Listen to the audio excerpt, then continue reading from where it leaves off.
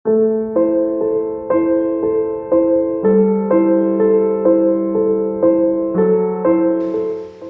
കൂട്ടുകാരെയും പോലെ ആരോമലിനും സ്കൂളിൽ പോകണമെന്നുണ്ട്. പക്ഷേ ആശുപത്രി കിടക്കയിൽ നിന്ന് ഒന്ന് എഴുന്നേൽക്കാനാകുന്നില്ല.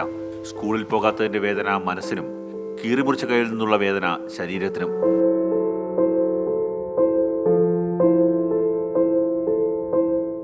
കഴിഞ്ഞ വർഷം വരെ പഠിച്ച സ്കൂളിൽ നിന്ന് പോയ വിനോദയാത്രയ്ക്കിടെയാണ് അമലിന്റെയും കുടുംബത്തിന്റെയും ജീവിതം കീഴ്മേൽ മറിഞ്ഞത്.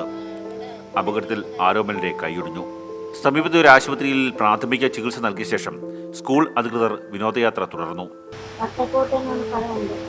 ആ സ്ഥലത്ത് പോകുന്ന സമയത്ത് ഒരു ലോറി അവിടെ ഒതുക്കിയിട്ടുണ്ട്. ആ ലോറിക്കകത്ത് ഈ ബസ് നമ്മൾ ചേർത്ത് പോയി. ഈ ലോറിക്കകത്ത് ആ ഹൂക്കി ഒന്ന് കൊണ്ടു. അപ്പോൾ ചോര മാംസമെല്ലാം പോയി. അപ്പോൾ ടീച്ചർ ആശുപത്രിക്ക് സ്റ്റിച്ചൊക്കെ ഇട്ടിട്ട് വീണ്ടും ഒഴിഞ്ഞ പേര് കൊണ്ടുപോയി. രാത്രി 10:30യോടെയാണ് അപകട വിവരം രക്ഷിതാക്കളെ അറിയിച്ചത്. അതായത് ചികിത്സ നൽകേണ്ട സമയത്ത് വേദനയാൽ കരയുന്ന ആരോമലുമായി അധ്യാപകർ വിനോദയാത്രയിൽ ഉല്ലസിക്കുകയായിരുന്നു. ആദ്യ മണിക്കൂറിൽ നടത്തേണ്ടിയിരുന്ന ശസ്ത്രക്രിയ നടത്തിയത് 38 മണിക്കൂറുകൾക്ക് ശേഷം. ഓപ്പറേഷൻ ചെയ്യാൻ നമ്മുടെ സമയം ഇൻഫെക്ഷൻ ഉണ്ടായതാണ്.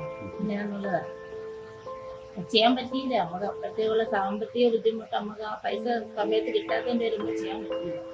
അതിനുശേഷം 2 ദിവസം കഴിഞ്ഞപ്പോഴാണ് പഴുപ്പ് കയ്യിൽ ഇങ്ങനെ പുറത്തോട്ട് കണ്ടത്. ശസ്ത്രക്രിയയ്ക്ക് ശേഷം സ്കൂൾ അധികൃതർ തിരിഞ്ഞു നോക്കിയിട്ടില്ല.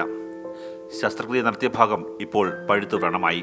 ഈ സ്ഥിതിയുമായി മുന്നോട്ട് പോയാൽ കൈ മുറിച്ചു മാറ്റേണ്ടി വരുമെന്നാണ് ഡോക്ടർമാരുടെ അഭിപ്രായം. സംഭവത്തിൽ കളക്ടർ അടക്കം നേരത്തെ ഇടപെട്ടിരുന്നു.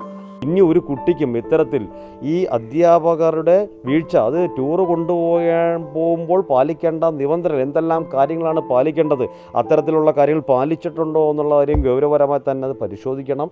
സാമ്പത്തികമായി ഏറെ ബുദ്ധിമുട്ടിലാണ് കുടുംബം. പഠനത്തിലും പാഠ്യേതര വിഷയങ്ങളിലും മികവ് പുലർത്തിയ ഈ വിദ്യാർത്ഥിയെയും കുടുംബത്തെയും സഹായിക്കാൻ ജില്ലാ ഭരണകൂടവും സുമനസ്സുകളും ഇടപെടണം. മാതൃഭൂമി ന്യൂസ്, കൊല്ലം.